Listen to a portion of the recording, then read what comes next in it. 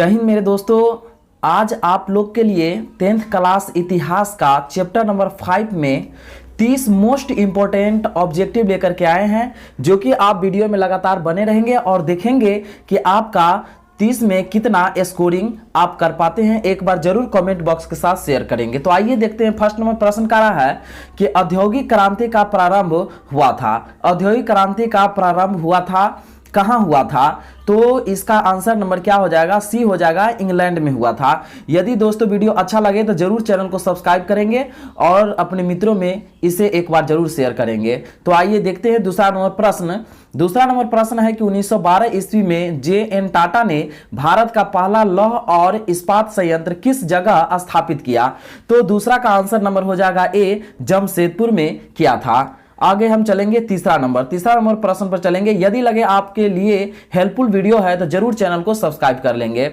तीसरा नंबर प्रश्न कह रहा है कि फ्लाइंग शटल का आविष्कार किसने किया था? फ्लाइंग शटल का आविष्कार किसने किया था? तो इसका आंसर नंबर सी हो जाएगा, जॉन के ने किया था।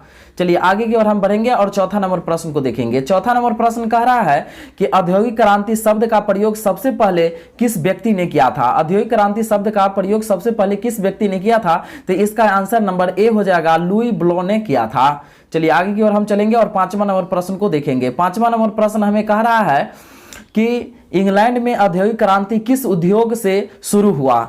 ठीक है ना, इंग्लैंड में औद्योगिक क्रांति किस उद्योग से शुरू हुआ? तो 5 का आंसर नंबर बी हो जाएगा, वस्त्र उद्योग से शुरू हुआ था। आगे की ओर हम बढ़ेंगे और छठा नंबर प्रश्न को देखेंगे। छठा नंबर प्रश्न हमें यहां पर कह रहा है कि रेलवे इंजन बनाने का श्रेय किसको है? ठीक है ना, रेलवे इंजन बनाने का श्रेय किसको है? तो 6 का आंसर नंबर सी हो जाएगा, जेम्स वाट को श्रेय जाता है। चलिए आगे की ओर हम चलेंगे और 7वां नंबर प्रश्न को देखेंगे। 7वां नंबर प्रश्न हमें कह रहा है कि औद्योगिक क्रांति का क्या अर्थ है? औद्योगिक क्रांति का क्या अर्थ है? इसका आंसर नंबर डी हो जाएगा, नई मशीनों तथा वाष्प शक्ति का विकास करना। औद्योगिक क्रांति का यही अर्थ होता है। चलिए आगे की ओर हम बढ़ेंगे और 8वां नंबर प्रश्न देखेंगे।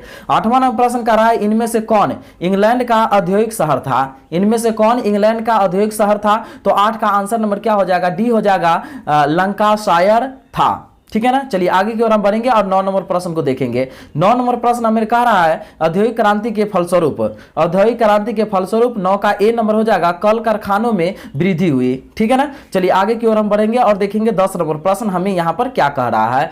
10 नंबर प्रश्न जो है कह रहा है, भारत के लिए पहला फैक्ट्री एक्ट कब पारित हुआ? तो ये 2018 में ये प्रश्न को पूछा गया था। भारत के लिए पहला फैक्ट्री एक्ट कब पारित हुआ? तो 10 का आंसर नंबर सी हो जाएगा, 1881 में हुआ था। ठीक है ना। चलिए आगे की ओर हम बढ़ेंगे और 11 नंबर प्रश्न को देखेंगे। 11 नंबर प्रश्न कह रहा है, संसार की उद्योगशाला 19वीं शताब्दी में किस देश को कहा जाता था? ठीक है ना, संसार की उद्योगशाला 19वीं शताब्दी में किस देश को कहा जाता था? तो 11 का आंसर नंबर सी हो जाएगा, ब्रिटेन को कहा जाता था। ठीक है ना। चलिए आगे की ओर हम बढ़ेंगे और 12 नंबर प्रश्न को देख लेंगे। 12 नंबर प्रश्न हमें कह रहा है कि सूती वस्त्र की रंगाई एवं छपाई के लिए किसने बेलनाकार छपाई का आविष्कार किया था? तो 12 का आंसर नंबर क्या हो जाएगा? बी हो जाएगा, टॉमस बेल ने किया था। चलिए आगे की ओर हम बढ़ेंगे और 14 नंबर प्रश्न को देख लेंगे।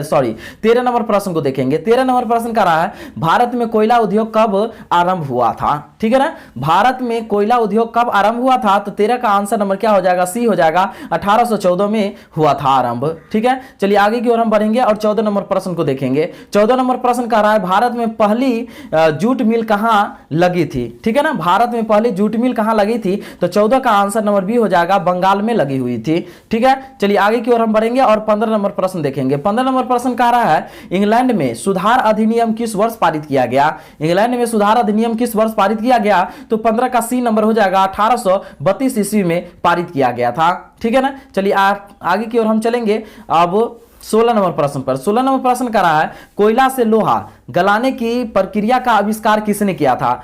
कोयला से लोहा गलाने की प्रक्रिया का आविष्कार किसने किया था? तो 16 का आंसर नंबर ए हो जाएगा, अब्राहम डर्बी ने किया था। चलिए आगे की ओर हम बढ़ेंगे और 17 नंबर प्रश्न को देखेंगे। 17 नंबर प्रश्न हमें कह रहा है यहां पर कि बाड़ाबंदी आंदोलन कहां हुआ था? बाड़ाबंदी आंदोलन कहां हुआ था? 17 का आंसर नंबर डी हो जाएगा, इंग्लैंड में हुआ था। ठीक है ना। चलिए आगे की ओर हम चलेंगे और देख लेंगे अब 18 नंबर प्रश्न को। 18 नंबर प्रश्न हमें यहां पर क्या कह रहा है कि कपास ओटने की मशीन किसने बनाई थी? कपास ओटने का मशीन किसने बनाई थी? तो 18 का आंसर नंबर डी हो जाएगा, क्रॉम्पटन ने बनाया था। ठीक है, चलिए आगे की ओर हम चलेंगे और 19 नंबर प्रश्न को देखेंगे। 19 नंबर प्रश्न में क्या करा है? सेफ्टी लैंप का आविष्कार किसने किया था? सेफ्टी लैंप का आविष्कार किसने किया था? इसका आंसर नंबर बी हो जाएगा, हम्फ्री डेवी ने किया था। चलिए आगे की ओर हम चलेंगे और यहां पर आप 20 नंबर प्रश्न को देख लेंगे। 20 नंबर प्रश्न कह रहा है, जल शक्ति से चलने वाले पावर लूम का आविष्कार किसने किया था? जल शक्ति से चलने वाले पावर लूम का आविष्कार किसने किया था? तो 20 का आंसर नंबर सी हो जाएगा,